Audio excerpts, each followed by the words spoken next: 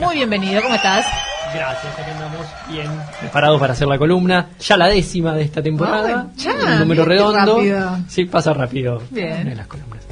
Bueno, vamos a hablar de economía, comillas, predicciones en economía, ¿no? Muchas veces se habla de hacer pronósticos de cómo va a evolucionar la economía, si va a crecer, si va a pasar tal cosa, tal otra. ¿Son como los pronósticos astrológicos? Es casi así, ¿no? Sacan el... Es como confiar. Se chupan el dedo. A ver dónde va el viento. Sí, más o menos funciona. Es arriesgado hacer en una ciencia social como la economía, ¿no? Nunca nos olvidemos. No son experimentos controlados. Hay muchas variables, ¿no? No estamos en un laboratorio que sacamos una variable, modificamos algo aséptico, sino no es una ciencia exacta, ¿no? Pero bueno, y no es lo mismo aplicar un pronóstico hoy que aplicarlo hace 10 años. Una medida que se tomó hace 10 años no es lo mismo poder aplicarlo hoy. No es lo mismo aplicarlo en Argentina que aplicarlo en otro país o en otro contexto. Pero bueno, hay muchos arriesgados. Yo no lo voy a hacer, estos arriesgados, sino voy a ver las interpretaciones que hicieron otros economistas. Que claramente hay intereses en juego. Cada economista que dice que es imparcial, bueno, no, muchas veces, si está más cercano al oficialismo, va a plantear que el crecimiento de la economía se va a reactivar más rápido, y cuando se van alejando van a ser escenarios más no tan concesivos con el Estado. Claro, depende de dónde te pares para mirarlo, vas a ver un poquito más o menos de sombra también, exactamente, ¿no? Exactamente es lo que muchos economistas plantean. Yo voy a plantear como mayor a menor, cómo fueron viendo y qué interpretación hacen, ¿no?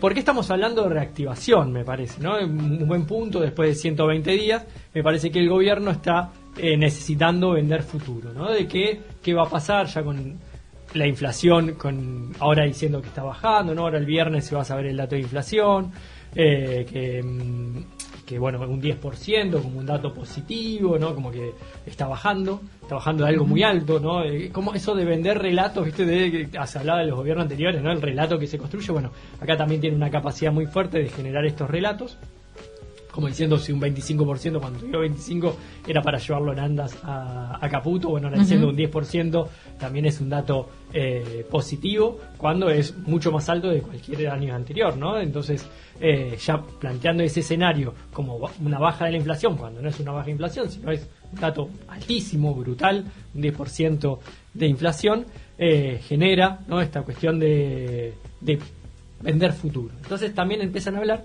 de esta reactivación como algo que es necesario, ¿no?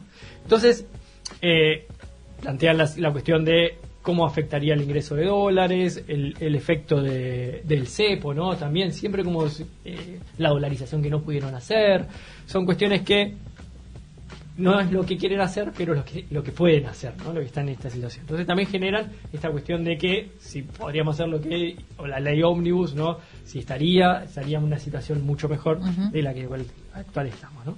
Entonces, podemos hacerle la concesión, ¿no? De que está bajando la inflación, o que llegaríamos a una situación de una inflación por lo menos igual a la del gobierno anterior, de que estaría creciendo la economía, ¿no? De que se estaría reactivando. Podemos plantearlo como una posibilidad, por lo menos, ¿no? Con mayor o menor posibilidad de ocurrencia, pero puede llegar a pasar, que se reactive la economía. Pero la cuestión es en qué base, ¿no? Cómo se destruyó la economía previamente, cómo se reconstruye con esta reactivación, y cómo vuelve a arrancar el auto, ¿no? Porque si estamos hablando con una distribución del ingreso cada vez más regresiva, una economía más concentrada en la cúpula empresarial, extranjerizada, con las pymes hecha bolsa, ¿no? Con los tarifazos de los servicios públicos que hacían que la clase media o las clases populares no accedan a los servicios, y las pymes que tengan que decidir entre cerrar o no cerrar su actividad, con ingresos por los pisos de los trabajadores. Ya hablamos de las jubilaciones, hablamos de la desregularización de la economía, ¿no? El DNU ¿no? Como todavía vigente, te escuchaba ahí en las noticias, sigue vigente, y el ejemplo son las prepagas, ¿no? Que ahora dicen que vamos a hacer todo lo posible para que la clase media, este ataque de estos pulpos, ¿no? Todo lo posible lo hicieron desregularizando con el DNU, ¿no? Entonces, si querés hacer todo lo posible para defenderlo, es hacerte cargo de lo que hiciste, y lo hiciste con los intereses de defender no a la clase media, sino a estas grandes empresas, sí. claro. Entonces, un nivel de cinismo muy muy fuerte, ¿no? Los despidos, la precarización, ¿no? Las suspensiones tanto en el público como privado. Entonces, eso genera una base, un crecimiento puede ser positivo, pero ¿para quién, no? Entonces, si le damos la derecha a que hay una reactivación económica, ¿a quién benefició, no? Entonces, siempre es discutible esto. No es lo mismo crecer un 5%, un 2%, con una estructura regresiva, a no crecer, pero tener una estructura más o menos de que los trabajadores no pierdan en esta distribución del ingreso, ¿no? Entonces, claro, es qué economía se está midiendo, si es solo la economía de las grandes empresas o la economía hogareña, ¿no? De los trabajadores. Sí, ahí es fundamental verlo con la distribución del ingreso, no quedarnos solamente con que crece un 2% del PBI. No, en el 2025 va a crecer el PBI. Bueno, pero el PBI que se quede concentrado en una cúpula no es lo mismo que más o menos se distribuya y las clases trabajadoras no pierdan, por lo menos contra la inflación, ¿no? Entonces, eso siempre es cuestión a considerarlo. Y otra cuestión que me parecía interesante antes de ir a los pronósticos, ¿no? Que es lo más a mí me llamó la atención y está bueno como los economistas ven del futuro, ¿no? La diferencia que hay entre la economía real, ¿no? Que sería la producción, ¿no? Toda la parte de concreta, ¿no? La construcción, ¿no? Cómo se fue deteriorando. La construcción, salieron datos últimamente que estamos por valores iguales a la pandemia, ¿no? De muy fuerte. El nivel de exactamente, la construcción. Claro, la construcción se está haciendo, los proyectos es igual a lo que se producía en pandemia, igual que la industria, que en 2 meses disminuyó casi un 12%, ¿no? Entonces, esa economía real está en una recesión marcada. Y por el otro lado está la economía financiera, ¿no? Donde los dólares paralelos, todos los dólares bajan, donde el riesgo país baja, donde las acciones de las empresas vuelan por los aires, donde la bicicleta financiera, ¿no? Con devaluación de un 2% mensual, genera que ingresen dólares, se pasan a peso, y eso que ya lo vimos con la dictadura, lo vimos con Macri, y hoy lo estamos viendo. Entonces, esa economía está de parabienes, está de fiesta, ¿no? Y en contraste con toda una economía real que no estamos, lo que transitamos en la calle, no estamos viendo los mismos resultados, ¿no? Entonces, esa diferenciación me parece importante marcarla. Ahora sí, vamos a los pronósticos. A ver, ¿qué depara ¿Qué el dice futuro? Tauro? Claro, según si sos de Tauro... A ver, ¿cómo me va a ir en la economía si ¿bien? soy...? Bueno, el primero, vamos de los más positivos, ¿no? De lo que plantea el oficialismo, a los más negativos, ¿no? Y ahí, si vieron la imagen de difusión, había un gatito de fondo, había unas letras dando vuelta y una marca de una empresa multinacional de ropa, ¿no? La pipa de Nike. Era las 4... estaba medio disimulada en un gráfico que venía cayendo y en algún momento puede llegar a rebotar, ¿bien? Entonces, ¿por qué las letras, no? Porque siempre se ve en economía, se plantea la cuestión de las líneas, ¿no? Entonces, si estamos en recesión, hay una línea que viene cayendo y la reactivación sería el crecimiento, sería la línea para arriba, ¿no? Entonces se comparan con las letras. Entonces, el gobierno nacional plantea que él ve como posible una conducta en B corta, ¿no? Que cae abruptamente, que lo que vimos, encuentra un piso y ahí se reactiva. Tiene que subir. Bien, entonces ahí vemos un audio del presidente que lo dijo hace unos días en una entrevista a la CNN de cómo él ve la reactivación de la economía. Muchos analistas están viendo una recuperación en B corta y le paso algo que lo va a complementar. Nosotros cuando llegamos, el riesgo país estaba en torno a los 2.900 puntos básicos. Hoy está en 1.400. Es decir, los bonos pasaron de $18 a 54. Y además los activos financieros argentinos han tenido un rally enorme. Es decir, siendo todos indicadores adelantados del ciclo. Con lo cual le digo, el día que podamos abrir el cepo, el día que podamos abrir todas las restricciones del mercado de cambios, el rebote que va a tener la economía argentina, eso va a hacer que se expanda fuertemente.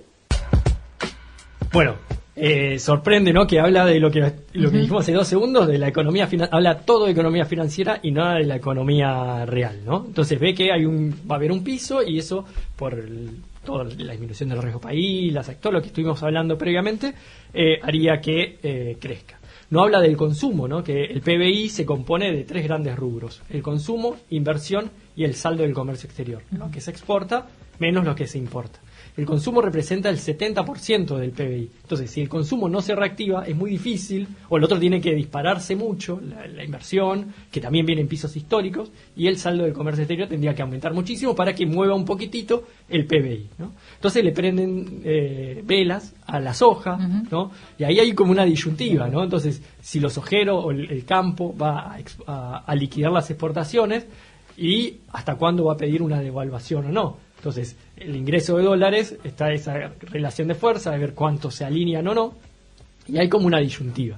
Entonces, si devalúa, genera todo un proceso inflacionario, complica su escenario o lo que plantea, ¿no? Entonces, ese sería el principal escenario con cierta lógica dentro de el gobierno, ¿no? Hay que ver si levantar el cepo, lo pueden hacer, si ese ingreso de dólares genera que haya reactivación económica, lo que plantean, entonces eso daría más aire para poder fomentar la actividad, pero bueno, es la lectura que hace, y lo hace sobre el alineamiento financiero muchas veces, y no sobre la cuestión real de la economía, ¿bien?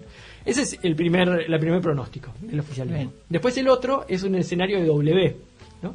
Que es, crece un poquitito, y vuelve a caer y ahí se reactiva. Es como ciertos picos ahí en el como medio. Que arranca, vuelve y después arranca. Claro, pero... entonces empezaría a arrancar con la cuestión del ingreso de dólares, levantan el cepo, eso generaría un cimbronazo de la materia financiera, haría que caiga y después vuelva a crecer. Ese es el otro escenario, no tan optimista, pero optimista en sí, ¿no?